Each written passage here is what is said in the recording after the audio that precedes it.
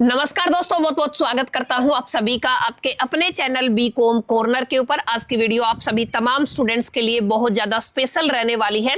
चाहे आप लोग सेमेस्टर 1 के एग्जामिनेशन देने वाले हो, सेमेस्टर 3 के एग्जामिनेशन या सेमेस्टर 5 के एग्जामिनेशन देने वाले हो, आप रेगुलर के स्टूडेंट हो, एसवाईएल के स्टूडेंट हो या एनसीवेब के स्टूडेंट हो, अगर आप लोग बीकॉम प्रोग्राम या ऑनर्स के स्टूडेंट है तो आप सभी के लिए आज का डिस्कशन बेहद इंपॉर्टेंट रहेगा, क्योंकि आज की जो वीडियो वो डेडिकेटेड रहेगी आप सभी को जो कंफ्यूजन हो रहा है आपकी डेट सीट को लेकर के या कहे टेंटेटिव डेट सीट को लेकर के, उससे जुड़े हुए जितने भी डाउट है, जितना भी कंफ्यूजन है, मैं आज की वीडियो के अंदर कवर करने वाला हूं। उम्मीद करता हूं आप सभी इस वीडियो के दरमियान मेरे साथ आखिरी तक बने रहेंगे। और अगर आपको ये वीडियो पसंद आता है, कंटेंट यूजफुल लगता है, तो इस वीडियो को लाइक करके अपने दोस्तों के साथ शेयर जरूर करेंगे। बहरहाल विदाउट वेस्टिंग द टाइम चलिए शुरू करते हैं। माय डियर फ्रेंड, जैसा कि आप सभी को पता है, दिल्ली यूनिवर्सिटी की तरफ से आज से कुछ समय पहले आपकी टेंटेटिव डेट सीट को रिलीज किया गया था। हालांकि टेंटेटिव डेट सीट का मतलब ही यही होता है, इस पर्टिकुलर डेट सीट के अंदर आपकी तब्दीली, बदलाव या चेंजेस होने की पॉसिबिलिटी है। आप लोग इसको फाइनल डेट सीट नहीं मान सकते हैं। लेकिन पिछले अगर 5-7 साल के करिकुलम को अगर आप लोग देखेंगे दिल्ली यूनिवर्सिटी के, तो आप लोग पाएंगे जब जब दिल्ली यूनिवर्सिटी ने टेंटेटिव डेट सीट को रिलीज किया है तो आपकी फाइनल डेट सीट उसी डेट सीट के इर्द गिर्द होती है। लेकिन इस बार थोड़ा चेंज किया है दिल्ली यूनिवर्सिटी ने। दिल्ली यूनिवर्सिटी ने पहले तो टेंटेटिव डेट सीट डाला, फिर उसके बाद एक ह्यूज चेंज के साथ उस टेंटेटिव डेट सीट को रिवाइज्ड कर दिया, यानी उसके अंदर काफी तब्दीली की, काफी चेंजेस किए। उन तमाम चेंजेस को हम लोग अपनी प्रीवियस वीडियोस के अंदर डिस्कस कर चुके हैं। अब काफी कंफ्यूजन किन बच्चों को हो रहा था, जो ये कंफ्यूजन है ये हो रहा है आपके बीकॉम प्रोग्राम रेगुलर वाले बच्चों को लेकर के और बीकॉम ऑनर्स रेगुलर और बीकॉम ऑनर्स एसवाईएल वाले बच्चों को लेकर के। इन दोनों के बीच में काफी कॉन्फ्लिक्ट है। ये कॉन्फ्लिक्ट आया क्यों, इस पर भी मैं आप सभी के साथ चर्चा करूंगा। पहले मैं वो कंफ्यूजन दूर कर देता हूं आपके एग्जाम डेट को लेकर के। देखिए, सबसे पहले मैं आप सभी के साथ बात करता हूं, अगर आप लोग बीकॉम प्रोग्राम के स्टूडेंट हैं, अब इससे कोई फर्क नहीं पड़ने वाला एसवाईएल के हैं, अगर आप लोग रेगुलर के हैं या एनसीवेब के हैं, आपके 3 पेपर होने वाले हैं। पहला होगा बिजनेस ऑर्गेनाइजेशन एंड मैनेजमेंट का,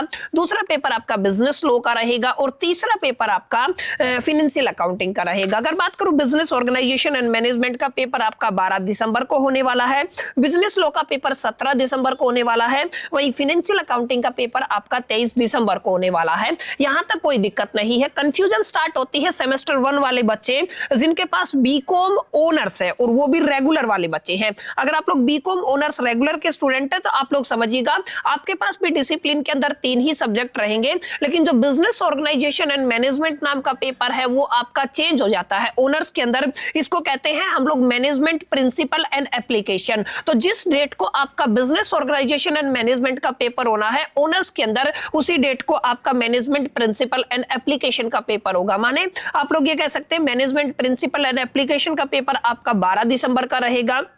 वही अगर आप लोग बिजनेस लॉ की बात करते हैं तो 17 दिसंबर को होगा, और अगर आप लोग फाइनेंशियल अकाउंटिंग की बात करते हैं तो ये वाला पेपर आपका 23 दिसंबर को होगा। तो जो आपके बीकॉम प्रोग्राम वाले बच्चे हैं, तीनों रेगुलर, एसवाईएल और एनसीवेब, आप सभी को अपनी डेट सीट कंफर्म होगी डिसिप्लिन वाले सब्जेक्ट को लेकर के। और जो बीकॉम ऑनर्स प्रोग्राम वाले बच्चे हैं, आपको भी समझ में आ गया होगा, केवल एक सब्जेक्ट बदलता है, बाकी ओवरऑल डेट्स आपकी चेंज रहती है। अब ओवरऑल डेट सेम रहती है। लेकिन अगर आप लोग बात करते हैं बीकॉम ऑनर्स एसवाईएल की, तो ध्यान रखिएगा यहाँ पे डेट कंप्लीटली चेंज है। आपका पहला paper management principle and application का ही रहेगा, लेकिन ये पेपर की डेट रहेगी 24 जनवरी 2026। जी हाँ, आप लोगों ने बिल्कुल सही सुना। बीकॉम ऑनर्स एसवाईएल के अंदर पहला paper management principle and application का रहेगा और ये जो आपका पेपर है 24 जनवरी को होने वाला है। दूसरा पेपर बिजनेस लॉ का रहेगा जो 25 जनवरी को होने वाला है, केवल एक दिन का गैप आपको देखने को मिलेगा। और फाइनेंशियल अकाउंटिंग का पेपर 7 फरवरी को होने वाला है। तो जितने भी एसवाईएल वाले बच्चे हैं, आपका पेपर जनवरी में स्टार्ट होकर के और फेब तक जाएंगे। आप लोग ये चीज नोटिस कर लीजिएगा। तो उम्मीद करता हूं जो कंफ्यूजन था आपके बीकॉम ऑनर्स रेगुलर और बीकॉम ऑनर्स एसवाईएल वाले बच्चों के बीच में, वो आपका कंफ्यूजन दूर हो गया होगा। सेमेस्टर 1 की मैंने बात की है। अब बात कर लेते हैं सेमेस्टर 3 को लेकर के।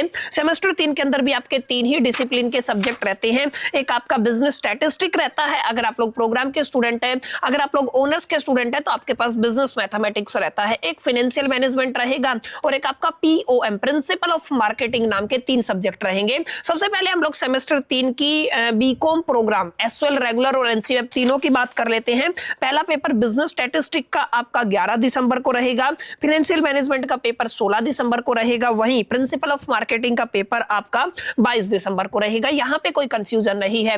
अब बात कर लेते हैं बीकॉम ऑनर्स रेगुलर वाले बच्चों की। तो जितने भी बीकॉम ऑनर्स रेगुलर वाले बच्चे हैं, सेमेस्टर 3 के अंदर आपको बिजनेस स्टैटिस्टिक को रिप्लेस करके बिजनेस मैथमेटिक्स नाम का सब्जेक्ट दिया जाता है, जो 11 दिसंबर को होगा। बाकी फाइनेंशियल मैनेजमेंट वही 16 दिसंबर को रहेगा और प्रिंसिपल ऑफ मार्केटिंग वही आपका 22 दिसंबर को रहेगा। यहां तक कोई कंफ्यूजन नहीं है। अब कंफ्यूजन शुरू होती है बीकॉम ऑनर्स एसओएल वाले बच्चों के लिए। बीकॉम ऑनर्स एसओएल वाले बच्चों का पहला पेपर सेम बिजनेस मैथमेटिक्स का रहेगा, लेकिन इसकी डेट रहेगी 4 जनवरी। जी हां, आप लोगों ने बिल्कुल सही सुना, 4 जनवरी को 2026 के अंदर आपका पहला पेपर बिजनेस मैथ का रहेगा, दूसरा पेपर फाइनेंशियल मैनेजमेंट का रहेगा 11 जनवरी को, तीसरा पेपर प्रिंसिपल ऑफ मार्केटिंग का रहेगा 18 जनवरी 2026 को। तो ये कंफ्यूजन था सेमेस्टर 3 वाले बच्चों को लेकर के।